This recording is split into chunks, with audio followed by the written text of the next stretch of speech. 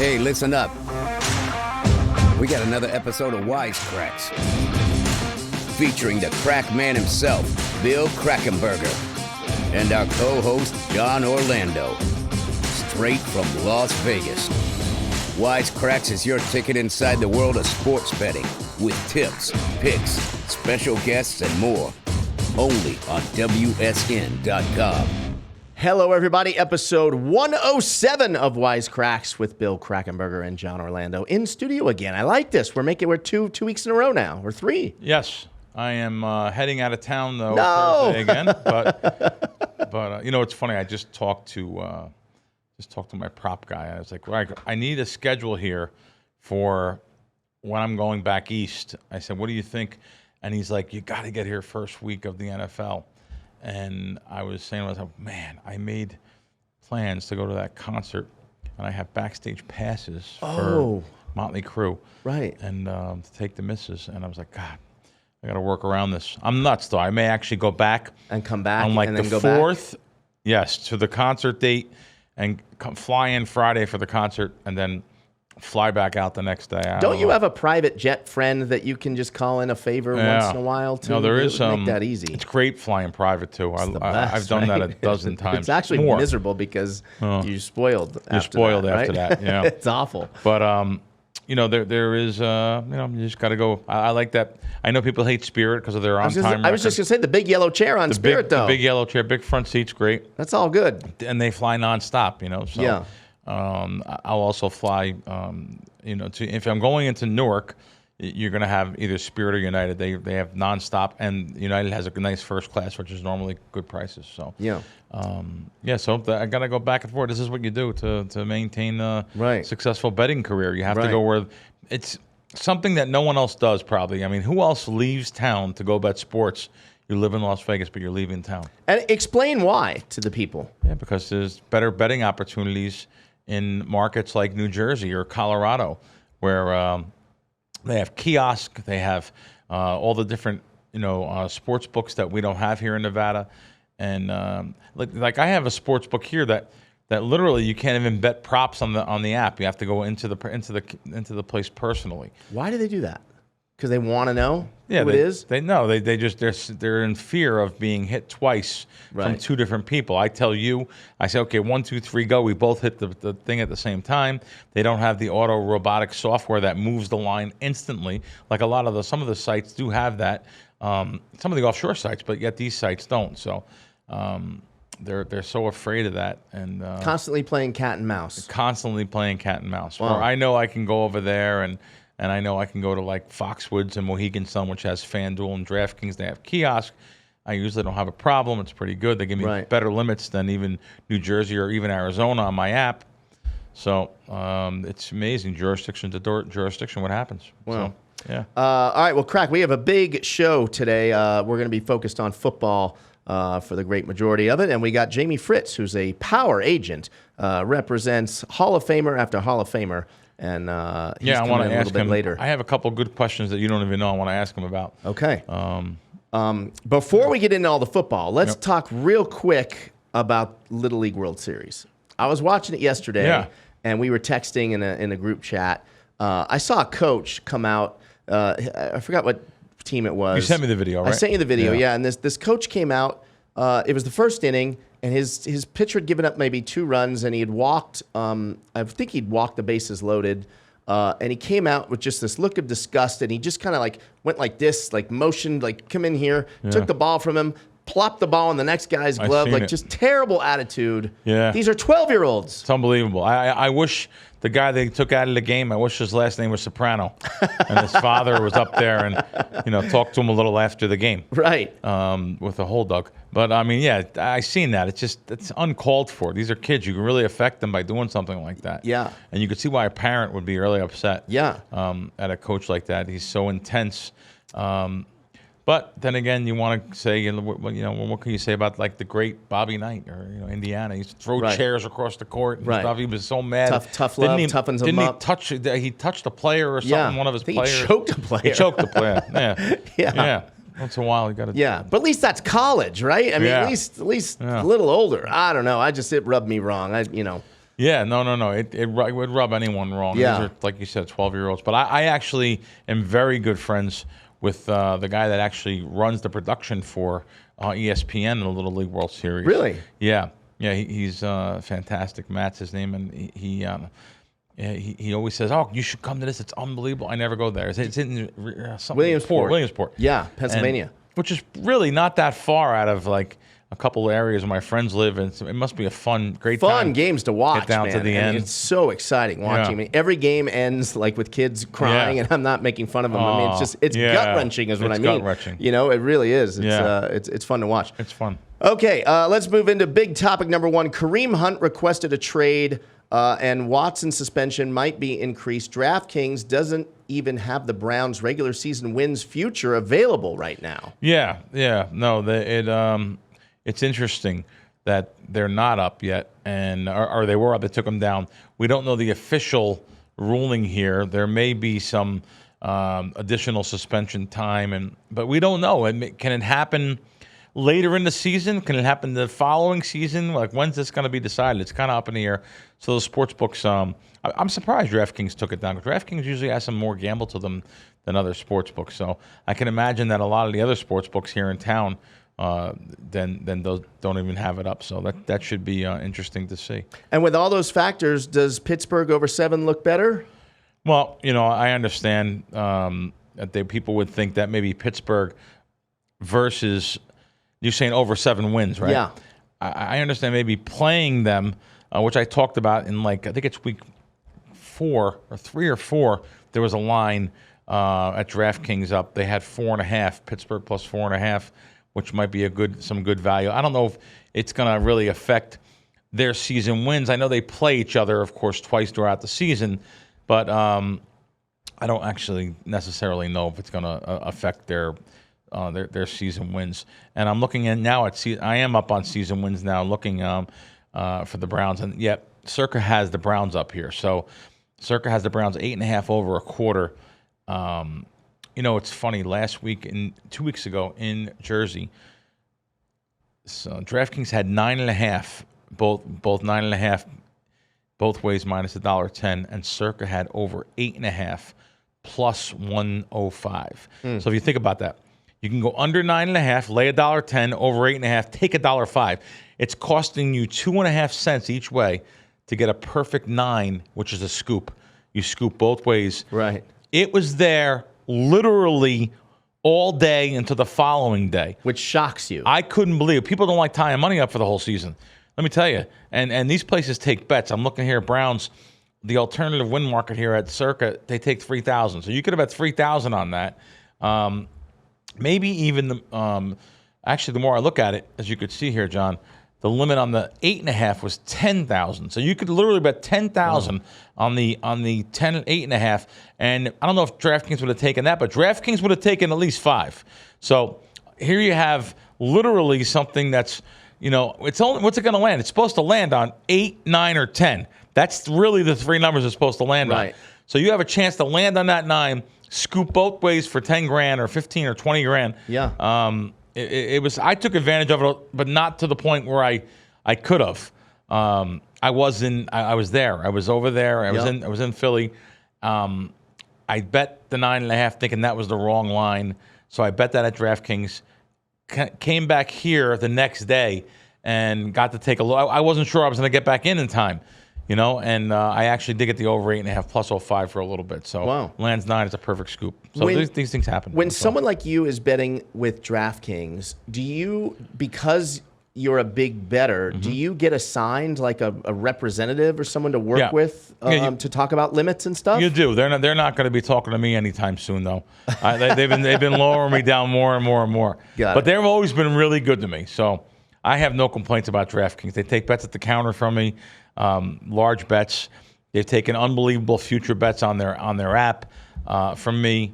I only wish that we had them here in Las Vegas, which eventually we may get them here. Yeah. I mean, their headquarters are here. It's amazing that they're not here, represented here. Is that because like the city tries to block them? Is that what happens? I think it's a combination of politics? This is that scene in Casino when Robert De Niro's in his office, and his pants are hanged up, but he's sitting down in his underwear. Yeah. And he pulls the pants in. All right, let him in. 3 minutes later, call me.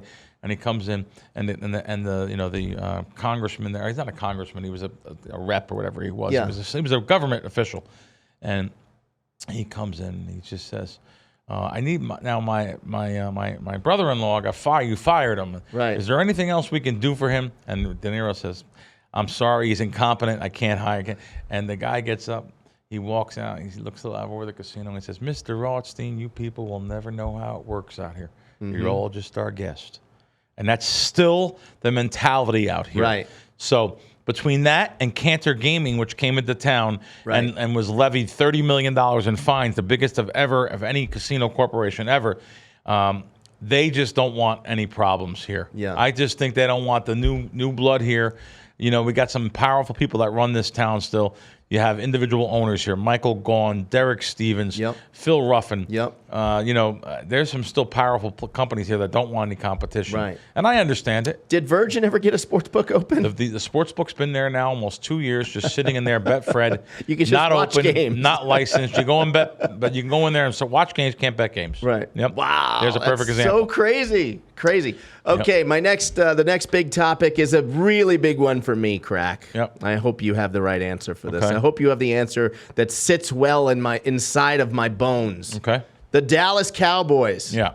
How many wins will they get this season? Under 10 or over 10? Yeah. I told you the circle line before. Dallas Cowboys are.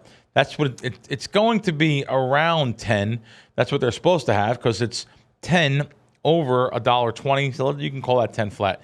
So 10 is the number. And you can actually take some alternate ones. You can actually Like 12. I see 12 in our future. Wow, you can go over 11 and take 2-1. So you can go over 11 and take 2-1. You can go over 9 and lay 250. So that means they have to go 8 and 7. I'm sorry, 8 and 9 for you to lose your money. The 17 Let's games. talk about that value-wise. For the difference of 11 wins or 10 as a better to roll the dice on 11? Taking that money, it's really not bad. And I think I'm wrong by the way what I just said.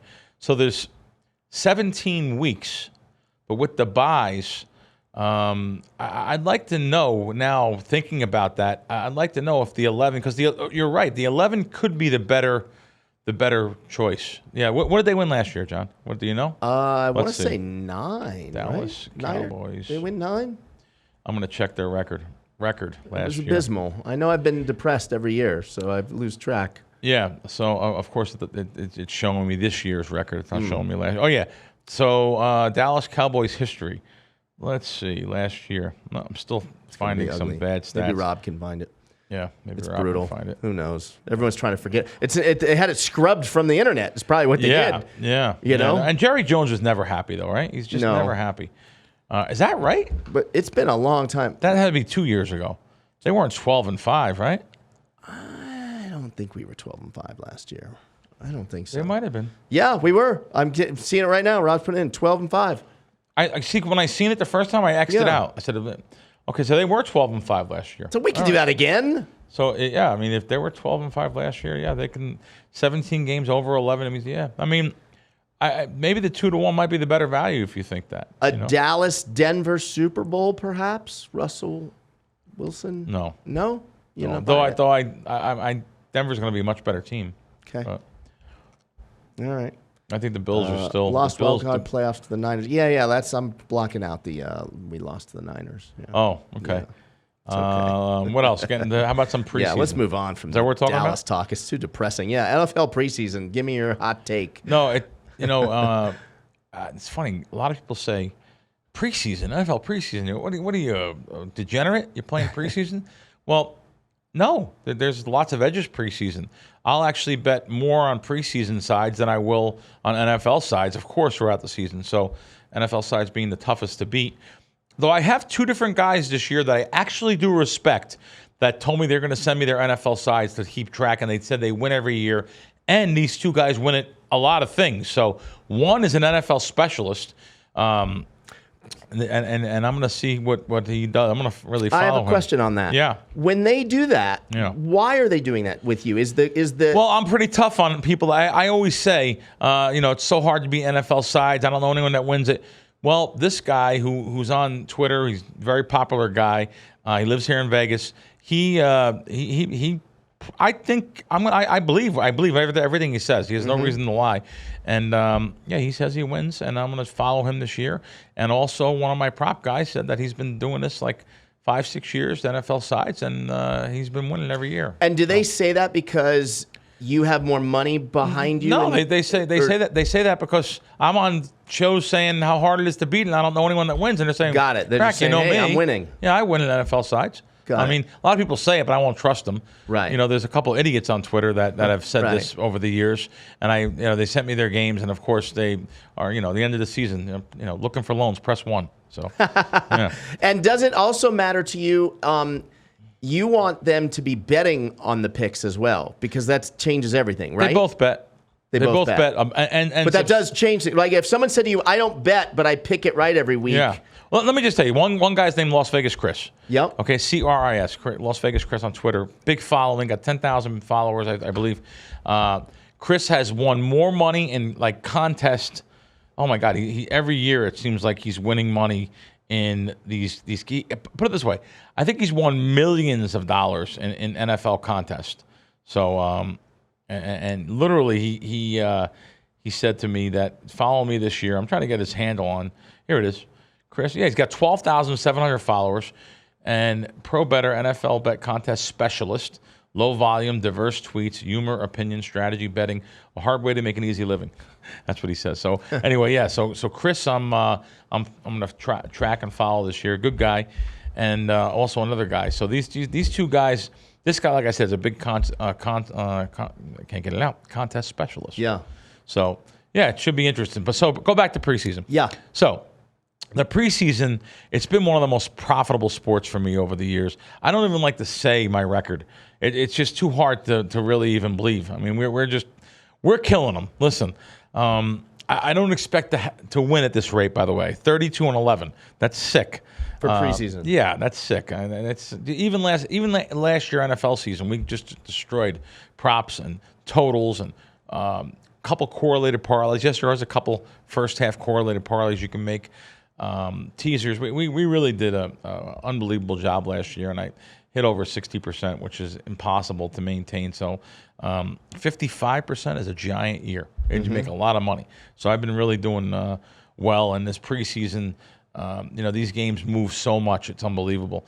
You give out a game, it moves 3-4 points. And now I notice some, it's all about, it's all about these coaches, these teams announcing things. So, like I bet a game that was only available at 1 or 2 sportsbooks +3. I bet Green Bay +3. Well, immediately, it was Atlanta. It was Atlanta +3. I bet Atlanta +3. Now, Detroit comes out and announces, well, we're going to play our starters.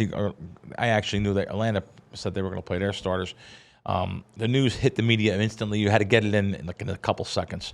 And now the other team is saying they're going to play their starters too, but not as long, not as much as Atlanta is. So then the quarterback depth of the quarterbacks, who's going to play, who's not going to play. Most of these teams don't even play their starters first week. So it's not till the third week. There's 3 weeks of preseason that they'll play their starters for the first couple of series, maybe even the first. They don't even play a full maybe game, even the right? first half. No, It's too risky. No. You want to see how your other guys do under pressure. Right. Your guys that are you'll use as backup throughout the season. Right. And if a starter goes down, you'll actually use them to start. Right. So Aaron Rodgers can handle it, and Brady can handle it, and all those guys. Yep, exactly they right. know what they're doing. Exactly right. We got three tips here we wrote down. For preseason success. I'm going to go over them. 1, looser lines. Yes, the preseason lines are set with limited information, and therefore they're going to be subject to large moves, like I said before. Again, going into that same thing, the starters, the roster moves, coaches things, socials. We really have a good grasp on it, though. I have someone that just reads everything. So hours and hours in front of the screen every day, just like I used to do. The second thing is studying the coaches. You have to know the motivational factor behind the coaches. Who's going to really want to play there? Some coaches are really indifferent. Look at like Baltimore. They've won, I think, 20 in a row preseason. It's hard for me to even believe. So you jump on them early because people are going to bet them when they hear that closer to game time, where it was like pick minus 30 and now it's pick minus 95, or it's even 3.5. Might have even been some 4s out there. So that should, people, some coaches want to prove that they belong, a new coach or whatever. There's a lot of different motivational factors behind that.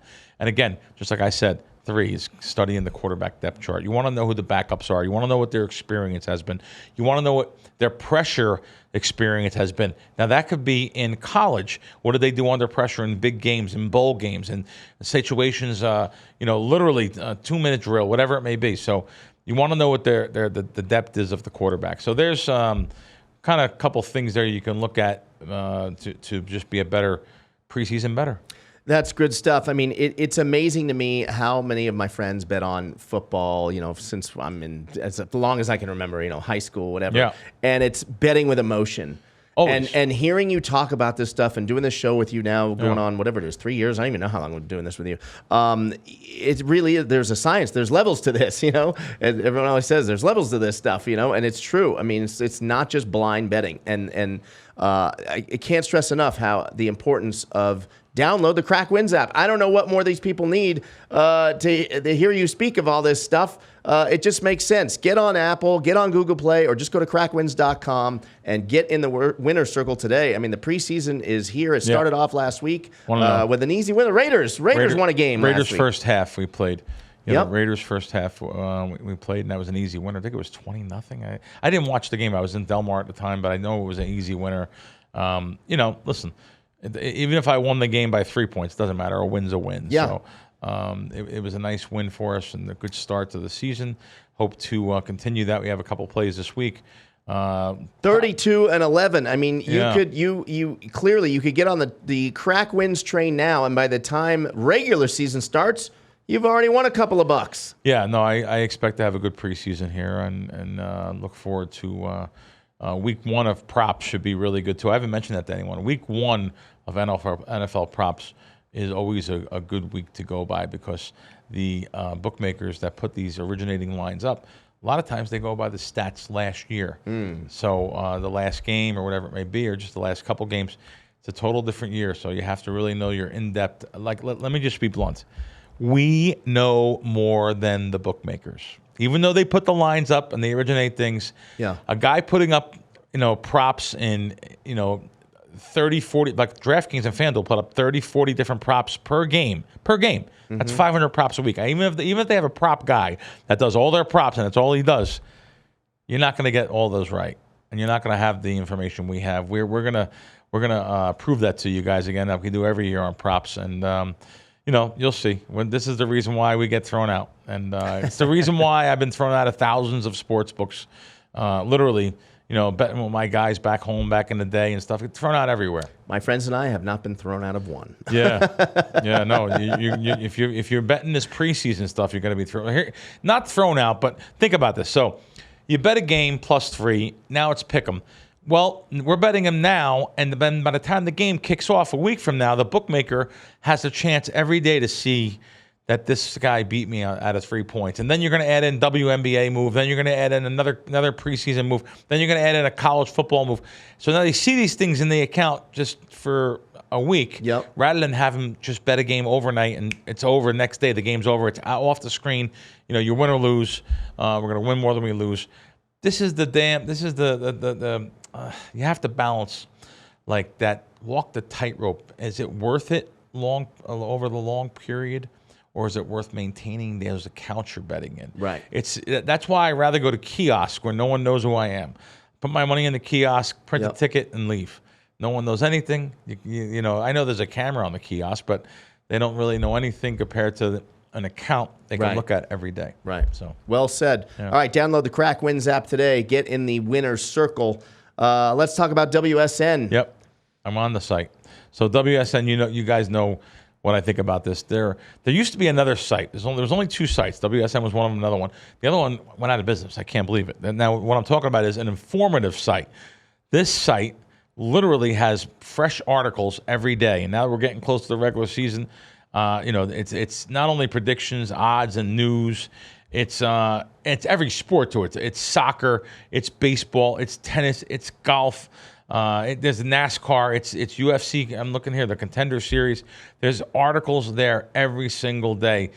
So you're never going to get bored. And of course, you have all the news. The news, what I mean by is sports betting news. What states are legal, which are not, what's going on in those states.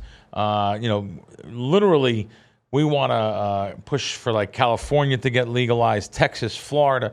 These are the states. These are the next states that were. Sorry, a little bug. A little bug. I saw that. Yeah, a little bug. A little bug Yeah. at Sticky Paws. I'm not a bug. I'm not a bug Travis? person, by the way. No. Yeah, I'm not. That's why I stay out of Florida. I grew up back east. There was bugs all the time. Yeah. Florida's got bugs bigger than my hands. I don't do Florida. Yeah, no. But anyway, so there's an article here on Billy Walters on WSN. You guys might want to look Really? up here. I'm going to read it to you. Retired programmer Billy Walters trademarks a handicapping system. I heard about this, but it's interesting that there's an article on it. So go to WSN.com to read that. And also Maryland, Maine, Massachusetts. These are all articles on different things there, sports betting. And, of course, now we get to the final point, which I absolutely love, the state guide, state-by-state betting guide at the bottom of the screen. And there's also, you can go on the left hand of the screen and just literally click on the state guide again over there because it pops up each bonus for each state. So I'll start with the A, Arizona. So you can go to Arizona sports betting, and literally they have 5 places up there where you go through the link at WSN that they negotiated for the best bonus. Caesars, $1,500 risk-free. BetMGM, $1,000 risk-free. DraftKings, $1,000 deposit bonus. I always like them. They actually put the $1,000 right in your account, and that's amazing. So Unibet and also BetRivers have $250 each there. But every state you go through, right there, you have all the bonuses for you. They're negotiated. A lot of places now, after the season starts, you'll see they get less and less of these promos. So jump on them now, because WSN has negotiated these unbelievable bonuses for you guys. All right, Crack, it's that time. Yo. We haven't had a guest in studio. There's that gnat flying around. Yeah, I see Crack. that. We've not had a guest in studio. I want to say the last in studio guest we had was Mr. Tony Orlando. Oh, Correct yeah. me if I'm wrong. Yes, we did. Sure. Today we've got Jamie Fritz, Cool. super agent. Nice to meet This you. guy Jamie. reps nothing but Hall of Famers, so it seems. Is that accurate? Are they all Hall of Famers? Not You all. got a lot of Hall of Famers, though. Not all. You got a lot. Jerry get in Rice front. and Not Yeah. all of them. No. Joe Theismann, remarkably, is not in the Wait, Hall. Joe Theismann's not a Hall of Famer? No, he's not. Eddie George is not in the Hall of Fame. There's quite a few guys. I see a name on here. You're not old enough for Walter Payton, right? Walter Payton. No. So look at this, Walter Payton. I was like, that can't be Walter Payton. No. You know, But yeah. I So I don't idolize know where we got that from. Sorry I mean, about Walter that. Payton was my inspiration to play football as a kid, though. I mean, Super Bowl Shuffle. Oh yeah. Yeah, absolutely. Yeah, no, who do we have? We have someone from the Bears, Willie Gault, right? We had Willie Gault We had on, Willie yeah. Gault on the show, and I didn't know he wrote it, right? When he said Yeah, when he was anonymous? yeah. Yeah, Willie Gault was great. I loved him. Yeah. He was really Track good. guy. Great. And only football, no baseball? No baseball. Personal choice or? No. Well, you could be good at a whole bunch of different things, or you could just be great at one thing. I'd rather just be great at one thing. Got it. Yeah. Now, when I originally called you or texted you yesterday, literally yesterday, Yes. your response was we did talk on the phone. You said, I don't like to be I don't like my name in the paper. You don't wanna really be- hear that from agents that much. Yeah, I don't want to be famous. It's not about me. It's about our clients. Right. Good. Yeah. But here you are Here I for am. me. Thanks for Yeah. coming in. That's Yeah. really nice. I love it. Yeah. Are these some of the other names, though? Marcus Allen, Rod Woodson, Shannon Sharpe, Heinz World, Tiki Barber, and keep on going and going. These are some of your... Yeah, a lot of guys. Steve Atwater. Yep. Yeah, Ronnie Lott. Oh, yeah. All amazing guys. We were all back in Canton this past weekend, and what an enshrinement Oh, that week. must It have was been nice. incredible. Well, the Hall of Fame Village and the development of the campus has been incredible. There's new management over at the museum side, but I'll tell you, Mark Davis went above and beyond. It was unbelievable. Well, give us an example. What did they do? Well, you got the entire, was it the 4 Points, the whole hotel. He took the whole thing for everybody he flew in, all the Raiderettes, all the staff. Really? They had sponsors. They transformed the entire hotel into the Raider Hotel. They took all the art off the walls. It was all Raider art. The Wow. hotel rooms were Raider towels, Raider sheets, Raider pillows. Nice. It was just incredible. And then he took the Query Golf Club and Yeah, you walk into this place. I mean, look, I'll tell you, Jerry Jones' party was probably number one. I mean, he probably spent close to $5 million on that thing. Justin Timberlake performed. This party was a close number two. It was incredible. They had the Raider House Band there. They flew them all out. So you got a 15-piece band, 4 singers. Wow. And they can do anything. Yeah. It was an incredible performance. And then there was this surprise guest. And everybody was like, what's going on, right? So word gets around Canton that there's this big surprise guest that might be better than Journey playing over at the stadium. And so next thing you know, Terrell Davis, Warren Moon, all these Hall of Famers start showing up at the Raider party because everybody's like, who is it?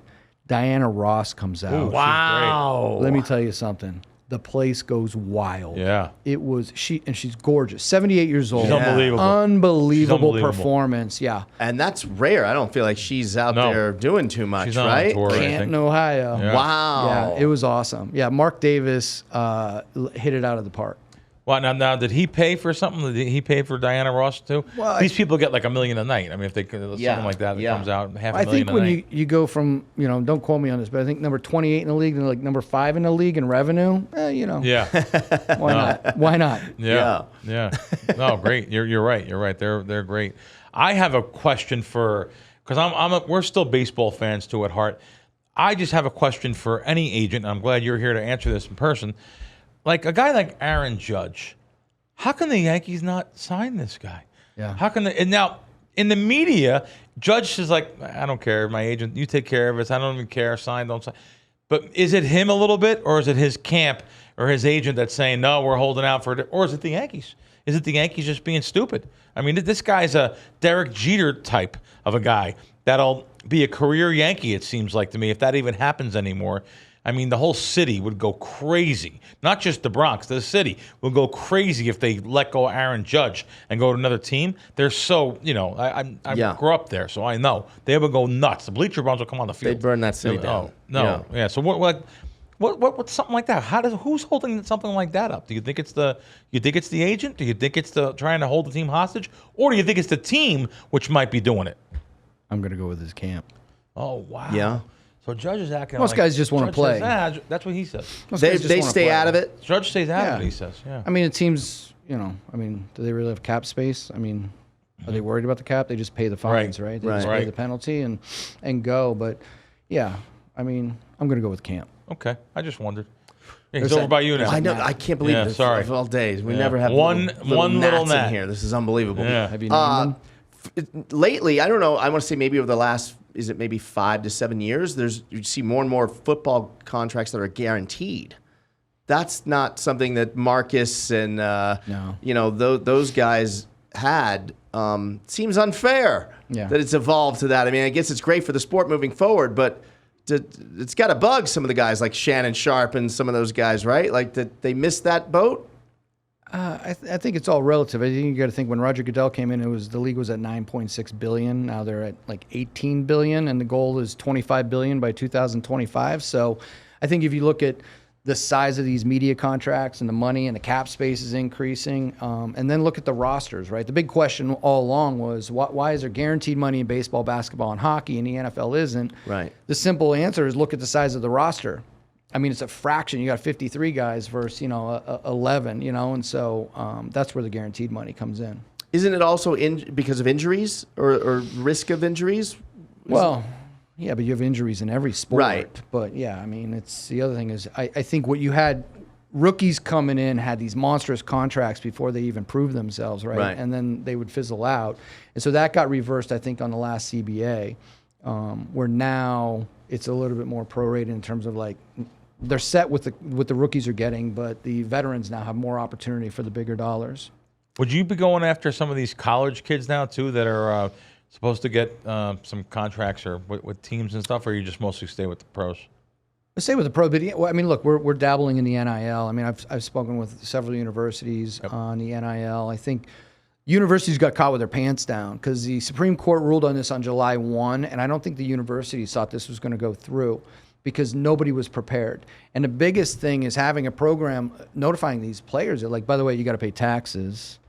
And then, from a brand standpoint, you see these kids I fueled up with Raising Cane's chicken, and I'm thinking, oh my God, please tell me you didn't do that for free chicken. And you find out they're getting free chicken and like $5,000, and you just took yourself out of the QSR category. So now you've got these kids who are stepping into categories and taking them out. You do a little $5,000 chicken post, and guess what? Taco Bell and Domino's Pizza and Wendy's and Burger King, nobody's going to touch you. Right. And so, but not everybody turns pro. So, go get the money while you can. But you look at some of these, I was on this website, they've got, looking at these numbers, I don't believe it. I honestly don't believe some of the numbers that we're seeing, because I'm in conversations with brand managers every week, and we're trying to understand, like, are you dabbling in here? And it's too risky. Brands have too many options that are sure bets when it comes to influencers promoting products and services and to a consumer demographic. And to take a risk on college kids that change every year, I just don't believe it. I think most of the money is social media driven, memorabilia. Sure.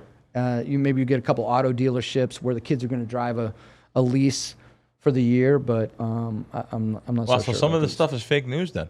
Really? Oh, I think a lot of it. Well, that's what happens, right? So if anybody just reports something or puts something out there, they run with it. Wow. So definitely fake news. Your day-to-day, you just focus on the Hall of Famers that you have, but you guys also represent plenty of other players, right? Yes. So how much social media training do you do with the new guys as they come up and explain the importance, good and bad, right, of what social media can do to your career? Because it can certainly make you or break you, right? Right. Yeah, no, absolutely. You see a lot of guys, you go to their post feeds and you see nothing but X's and O's. It's like, look, we can get all the X's and O's we want from all the different media outlets.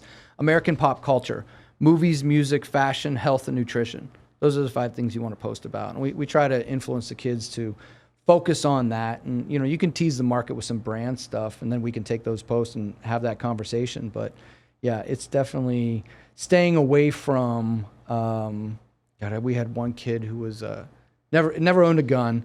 His brother bought him a gun range for his birthday. He posts this, back shoulder shot. It's a really cool shot. And I called him up and said, take that down. He says, why? I said, look, I don't need some beat writer doing a story on guns and violence in the NFL and using your photo as an example. Right. It's not even relevant. Very right? good. Even him being innocent. Yeah. Yeah. I had another client who was friends with Chris Brown when the time he was on Larry King, and he says, oh, man, at Larry King doing my boy at C. Brown, hang tough, my brother. And I said, take that down. He's like, why? I said, because this subject matter is far too sensitive for your opinion. They were doing an interview on the domestic violence with Rihanna.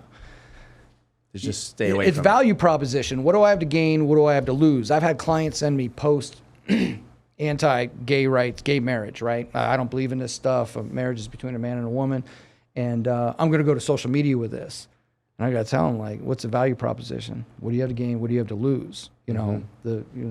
We work with brands that have decision makers controlling budgets that are gay. Right. You post this, you're never getting a deal again. But cancel culture will come after you. Yeah. So you got to be careful. Social media is a big, big one. A lot of street smarts, it sounds like, too. Yeah. So it's street smarts, common sense, more than like your background. Do you have a law background? I'm guessing. Have a legal background. A legal background. Yeah. But I mean, it takes this other part of you to have the common sense of street smarts. Street smarts are so important in life. Absolutely. And it sounds like some of these guys, they don't know their kids too. A lot of them, so they don't. Well, you got to think about it. I mean, most of these kids come from 1,000 square foot cinder block home. There's no father figure in the home. Financial literacy, forget about it. Throw it right out the door. And so now you give these kids more money than any family member's ever made in a lifetime, right? And so navigating that and trying to educate these kids on the fact that it's not how much money you make. It is how much money you save and invest properly. The bad investments, the statistic, right? 78% of all pro athletes are broke or filing for bankruptcy within 3 years of leaving the game. Amazing. That's brutal. Yeah. So, do you make your deals directly with like the parents of the player? Like, do you? Let's use both sides.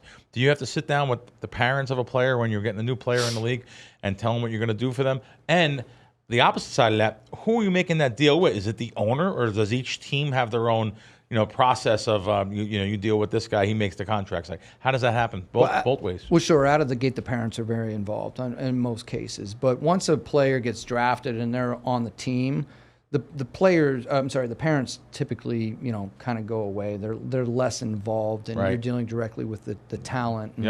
And trying to set up budgets. I mean, every player's got a team that they could have or don't, but you need to have a contract advisor, you need to have a marketing agent, some of them will have an outside attorney, some of them will have a publicist, and you got to have a good CPA. But when it comes to the teams, I mean, No, you're not. You deal with the GMs and stuff The on GM. playing contracts, but really it's the marketing and the endorsement side of the business, which we focus primarily on, and that's brand managers. You know, we have lead generation comes in at 5:30 in the morning. It's CMOs on the move. It's understanding what brands are doing when they're building campaigns. But the other thing is understanding your clients. You know, I want to sit down and know every product you use from morning to night, right? What's your toothbrush? What's your toothpaste? You know, what's your shower gel? Are you Fruity Pebbles or you cornflakes? Sure. Are you gummy bears or you Swedish fish?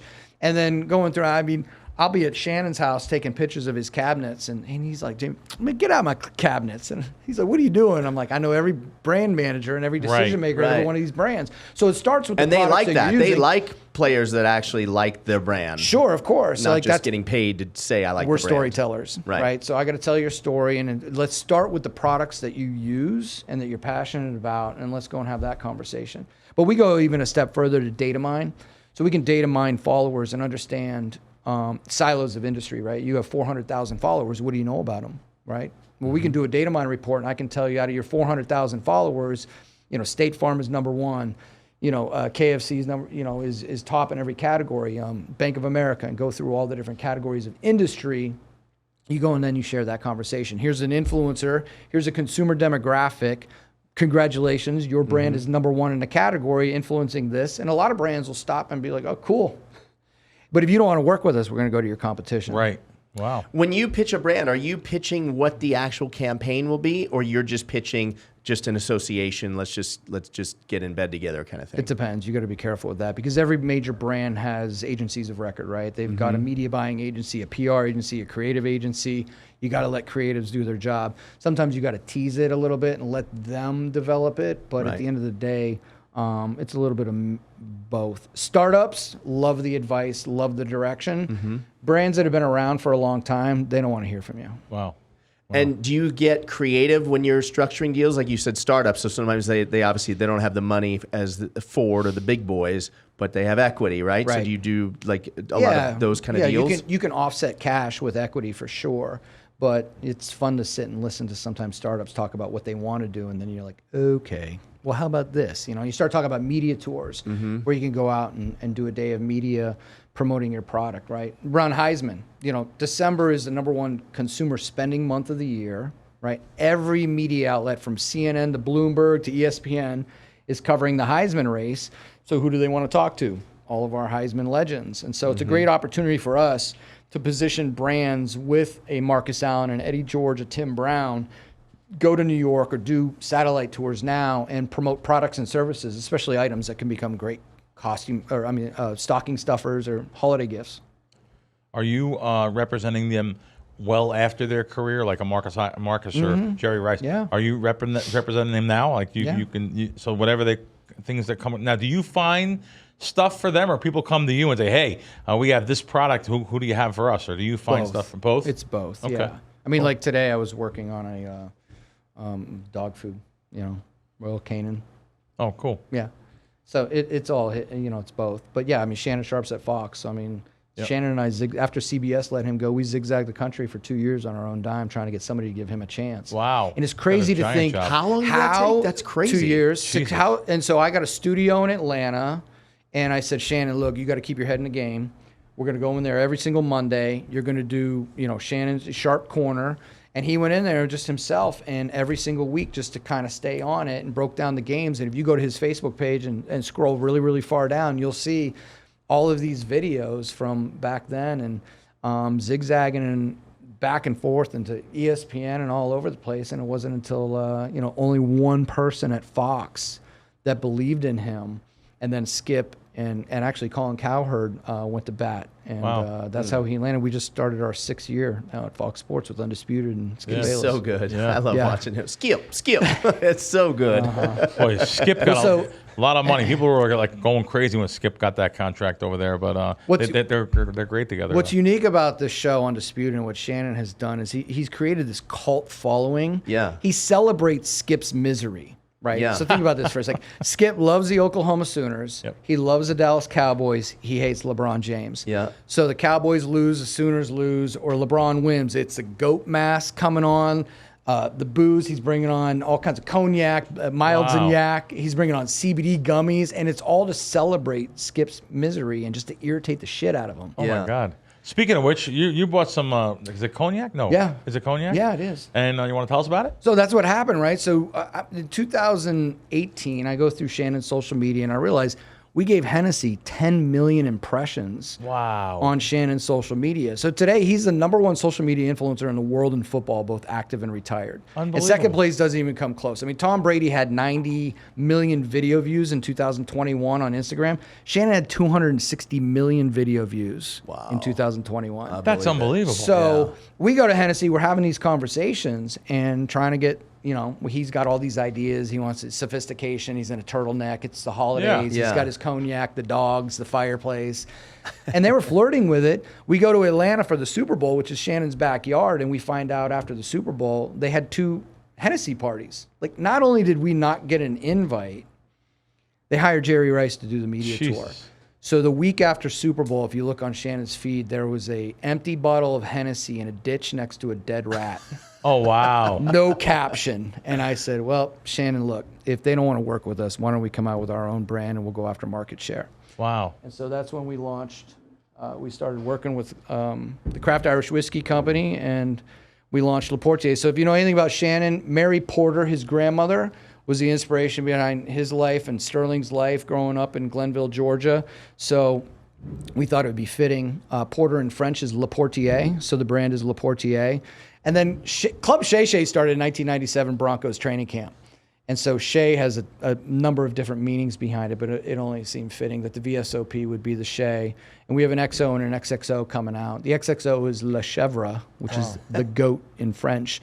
So we've now won 7 awards.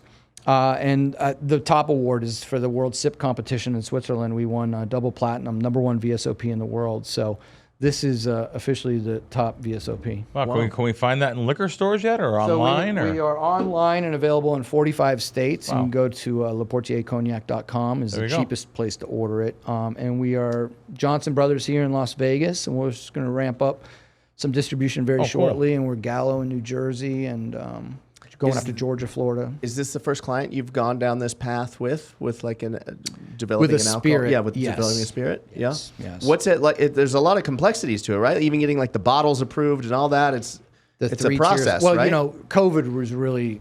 We had a completely different bottle design out of Italy.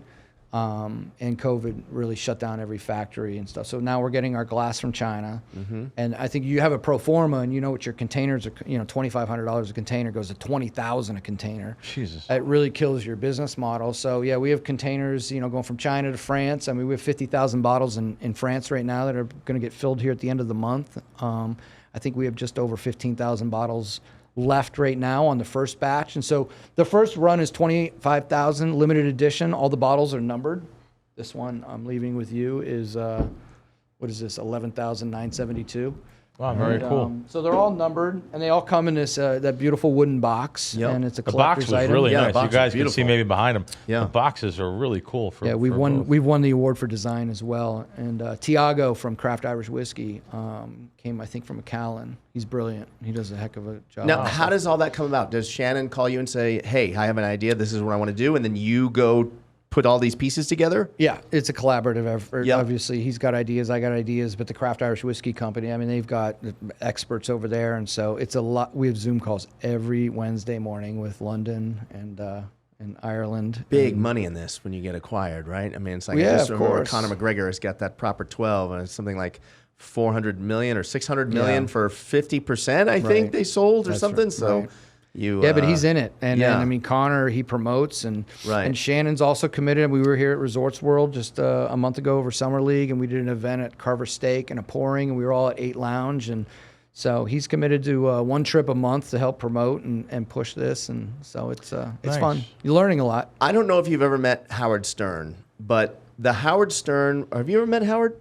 No, I was on the show though. Nice. He's actually a super nice guy. Yeah. But he is 2 completely different people when he's on camera opposed to off camera. When he's off camera, he's almost reserved and shy, believe it or not. I spent a lot of time with him years ago and with my dad. And he's 2 different people.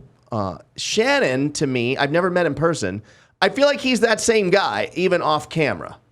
He's a homeboy. Shannon loves his dogs. He loves working out. I mean, you see his physique at like 54. It's just like, wait, are you kidding me right now? Shannon, he starts his proteins at 4 a.m. He's got his complex carbohydrates out of the way by noon. He has 1 cheat meal a week. He's the most disciplined human being I've ever met in my life. Wow. He'll sometimes do 2 workouts a day. But he gets up at 3 a.m. He's out the door at 3:30. They got a 4 a.m. production meeting, and they go live, 6:30, 9:30 to noon every day. Where are they at? Where do they film? At Fox Studios in L.A. Oh, in L.A., okay. Mm-hmm. And then he has Club Shay Shay. So it's I think he's at number 7 sports podcast. So they're doing pretty well with that too. Right. So, I'm bringing on guests. But yeah, it's a bit of a grind. But you're right. There is definitely a switch. There's Shannon who walks in, he checks in and checks out. But he's not a guy to go grab a beer with. He's a homebody. He loves his dogs and exercise. When you have the younger guys, at what point do you start talking to them about life after football? Is that and setting themselves up for the future? Is that something you do early on in their career, That's a great question. Absolutely, very early on. You definitely want to start those conversations. You got to start thinking about life after football. Because the day's going to come where you're going to decide to hang up the cleats. So, because you got to do things. If you want to get into broadcasting, you need to jump into broadcast boot camp. And the NFL does a great job, and NFL Films, and there's a number of individuals that participate in that, from Jacob Allman over at Fox and Howard Deneroff over at and he's at Westwood One. And those guys are just geniuses at it, and really educating the young men. The difference between the booth, the difference between radio, right? I love it when you're ever driving in a car, listening to a game, and you hear the commentator say, "Man, clearly you could see he was out of bounds there." No, dude, I couldn't, right? Tell me, why was he out of bounds? You're in my eyes right now, right? And so, like, those differences in the deliveries and then that cadence of, the color commentator. So, yeah, broadcast boot camp is important for these guys, and just getting repetition, right? That's the thing. That's why we put Shannon in there. I think if you look at Kirk Herbstreit, right? Yep. He was Ohio State quarterback, didn't do anything in the NFL, but got on radio. Radio is where you get good, right? And Shannon actually was, he and Bob Papa did the first NFL radio show on Sirius when we launched. I think it was in like 2005. We've had Bob on the show. Yeah. Pop. We love him. Shannon and Pop were great. Yeah, Bob Papa is awesome. And so they had a good 3-year run, and I think we went away for a year and came back and did another one. So like, Shannon got serious repetitions just from that, and he was doing it 3 days a week. But yeah, I mean, you look at Kirk Herbstreit, right? And he's got that radio, and then all of a sudden, College Game Day comes along, and look at this year, he's doing a Thursday night football game. And we had last week we had Chris Felic on. They're doing the game together with Al Michaels, those three. They're doing the Thursday night football game. Herbstreit's doing it, so that's great. Yeah, really good stuff. When I first met you, I met you over at your offices, and you said you were telling me how you bought the building. Years ago, whenever. And you told me a story. You said, I used to get a Starbucks every day. This is maybe 20 years ago, whatever. You were like, the story, right? You're like, I used to get a Starbucks every day, and I quit. I added it up. It was like $150 a month, and it adds up. Can you share that? Yeah, I mean, I became a spreadsheet junkie, right? You start thinking, you're making decent money, but you're like, where does my money go, right? Because you really don't know. So I started a spreadsheet, and I started figuring out how much money I was spending. In the morning, you go and you get your ham and cheese croissant at the Cow's End in Marina Del Rey, and you get a coffee that's $5. You go to lunch with the guys, and you tip and a drink. It's $15, $20 a day. It's $100 a week. If you're working, if you get 2 weeks off a year, it's $5,000. And I figured out I could go to Trader Joe's. I could get my breakfast. I could get my brown bag, my lunch, and it would add $4,600 to my spreadsheet at the end of the year. And so there began, the guys call me alligator arms in the office. You got to understand. Ooh, I don't like guys with alligator arms. Alligator arms. I know. No, they were literally like, Fritz can't quite reach the wallet. And so. Yeah, we won't be going to dinner. That was 20 years ago. Oh, okay, good. So, you got money now. Yeah, I mean, I'm literally like, maybe I should be a little bit more like this. I mean, I'm uncontrollable. Amex bill's $10,000 a month. I mean, it's stupid. Yeah, you look at the parking lot, and it was Mercedes, BMW, Jaguar, Hummer, and there I was in my little GMC Jimmy every day coming to the office, and from college, right? And I was doing pretty well sales-wise at CWC Sports back in the day. I think I was probably number 3 or 4 in the company in terms of revenue, but I would never spend any money because I was determined on outworking all of the competition, and I put every dime in real estate. and I just kept buying real You're estate. smarter than us. And the guys would come in. So Marty was a guy in the office, and he would if he spotted a new pair of jeans on me, it was big news. Fritz got a new pair of jeans, and I would turn $9.99 Ross. And he would just be so mad. Yeah, so that was it, man. It's not about how much money you make. It's about how much money you save. And But so you're you not gotta still like practice that. what you preach. You spend now a little bit. Yeah. A little? Well, sure. Okay. Alligator Arms, 17 Really? years. Yeah. Wow. I mean, your boy JB Bernstein used to give me grief all the time. He was like, Fritz, you got to be A Jewish guy giving you a hard time? You got to be on a golf course. Like, Oh. why are you living here? Like, you got to be in a gated community. And I was like, JB, I'm good. Wow. Marty would do that too. Marty would rag on me, and I'm like, Marty, I got a condo at the beach, a house in Vegas. I got an apartment in New York City. You live in an apartment. I think I'm doing all right, buddy. Yeah. Yeah, Yeah. Well, where'd you grow up as a kid? I grew up in Erie, Pennsylvania, on Candy Bar Ranch. I just spoke to someone that lives in Erie today. Fred Bolitnikoff. No, actually, he knows Fred though. This Yeah. is my buddy. He was on the show too. Don Elbaum. Yeah. He's 91. He just turned 91. He's from Erie. Lives in Erie still. Yeah. Boxing promoter. And see, that was a blue collar town. All those old factories closed down and stuff. And so that's what you maybe learned those ways from your dad and mom, which was probably good ways. They had to be that way. I know me too. I grew up very blue collar. I grew up in a housing project. I grew up poor. Yeah. And so you're only taught certain ways. But I live in Vegas now. I do. I overspent. I overtip. I tip for service though. You want to be. Next time you're there, they're going to leave your car for $20. Like that kind of stuff. That you can get in and out, make a bet. I'm a big sports bettor, so I'll go in and make a sports bet. I kind of tip for service. I'm an over tipper. I like to take care of people. I am too. Maybe because I grew up on tips and stuff, and Yeah. I have no college. I'm a street smart guy. I'm a guy that has street smarts. I just take care of people. But again, not growing up when I was a kid. I grew up a certain way. I just feel I want to get everything I can now, and I live for today. My wife doesn't though. She's smarter than me. She's much smarter than me. But anyway, just we're different. What can I say? Yeah. Alligator arms. The service industry took a big hit during COVID. Yes. And I recognize that. And I'm an over tipper. I've always tipped 20%, but now I'll over tip That's because overtipping. of that. 20% is. Oh, really? 15% they say, but I never leave 15. I start at 20, and you're right. 20%. I got a question though. Yeah. Do you tip the tax? Yes. I do not tip the tax. Yeah. You don't tip the tax. No, I go to the total, and Yeah. there's 20% from there. I just don't give tip 20. tax. Yeah. No, I mean that means you Not don't a tip. fan of big that- government. hold on, you don't tip the wine. That means The wine? if you get wine, you get bottles of wine. You tip the wine. $400 for wine. Do you put that tip on 20% of that too? Not the tax on the wine. Not the tax on the wine. Okay. But some people don't tip on the wine? Of course. Are you kidding me? Why? Listen, I used to go to the Palm here in Las Vegas when it was the biggest steakhouse 25 years ago. Right. With a guy that was worth $500 million liquid, and he would literally order $2,000 in wine, and he'd only tip on the meal. And I used to have to go tip him. If there's a Bible here, I touch the Bible. I grew up. By the way, I'm half Jewish, half Italian, so just to let My you know. yarmulke's in the mail. No, no, but I mean, if I'm tipping, like I'm just telling you, I used to tip behind him. I used to tip behind the guy. It was embarrassing. He just didn't tip on wine. Really? I didn't even know that was a thing. It's terrible. No, wait. Is the wine bill separate than the food bill? No, they ordered bottles of it all wine. It's on comes the bill. together. It all Yeah. comes together. You got to tip on Take the the wine. tax off and 20%. Take the tax off. I never thought about that. Yeah, interesting. Well, I never thought about it. Yeah. Only because I came from that blue collar thing. I used to work on tips. I lived on tips. So I just tip. But if the service isn't good, they're going to get penalized. Yeah. If the service isn't good, or I don't like when they pool their tips. I was recently at a place in Atlantic City.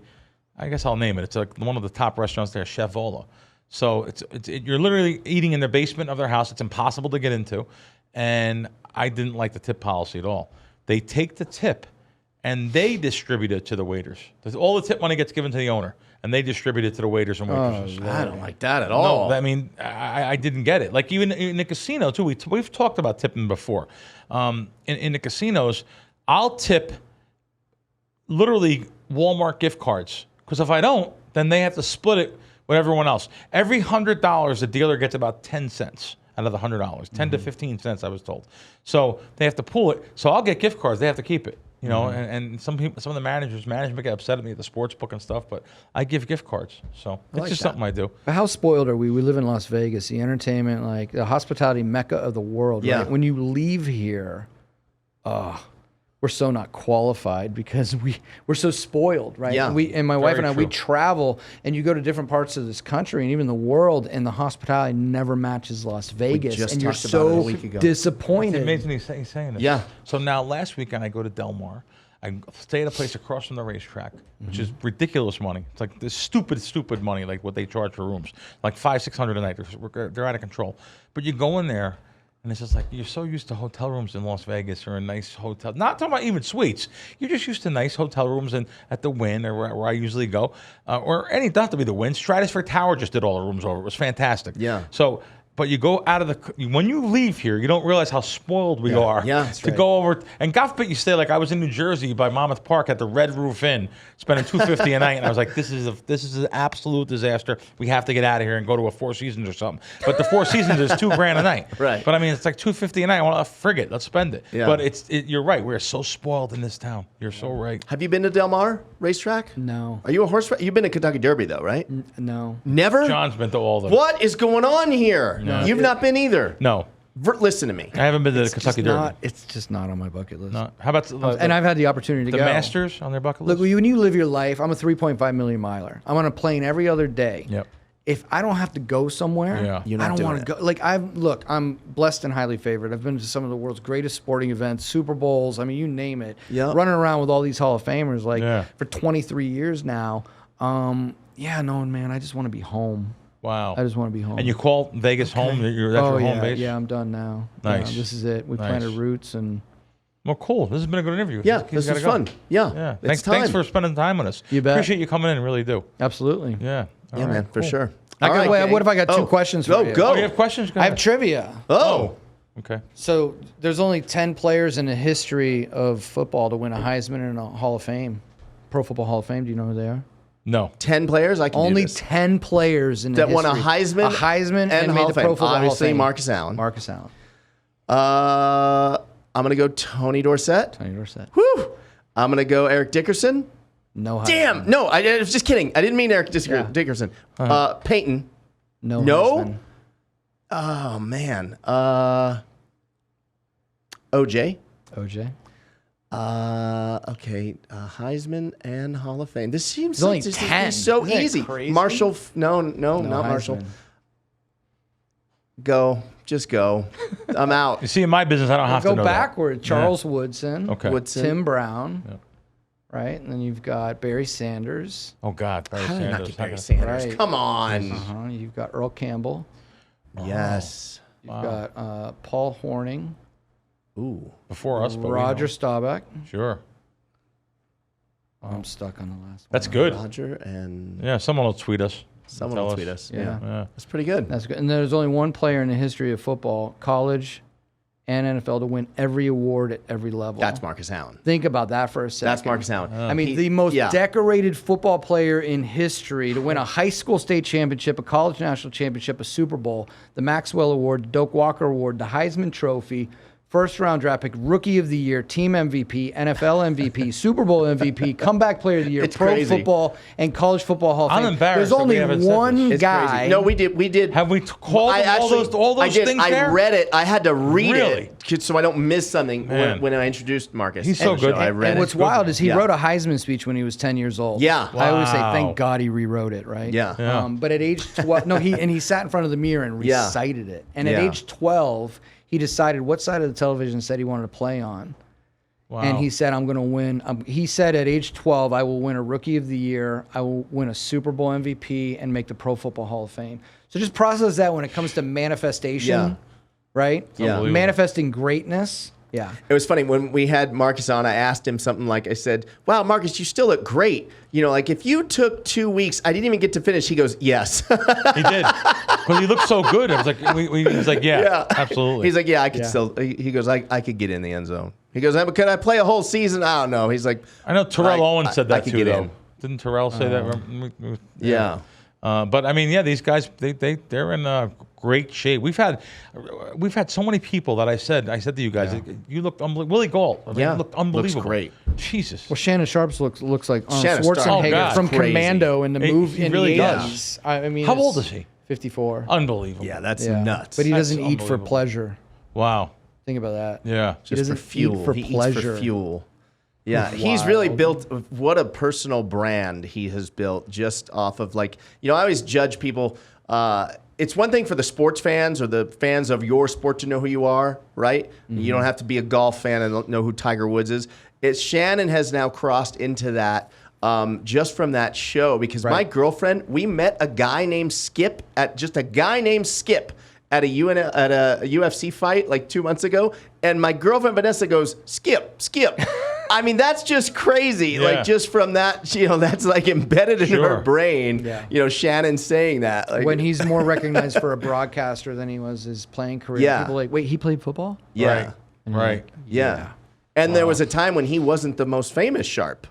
Oh, Sterling. I mean, sad that his career got cut short, Shannon said it in his Hall of Fame speech. He said, I may be one of 286 members of this fraternity, but I'm not even the best player in my own home. Wow. Well, Sterling is on the senior list right now. So. Oh, wow. Well, I think Terrell Davis getting into the Hall of Fame with a career, cut short, Yep. I think gives Sterling a solid shot. Good. So, and a lot of people, anybody who knows football knows that, had Sterling not had a career-ending injury, he may replace Jerry Rice as the greatest of all time. Wow. Yeah. Okay, last question before we let you go. Do my Dallas Cowboys have a shot at winning the Super Bowl this season? Yes or no? No. Damn it, Jamie. You could have lied to me. And that's that. All right, gang. We'll see you next week on Wise Kracks.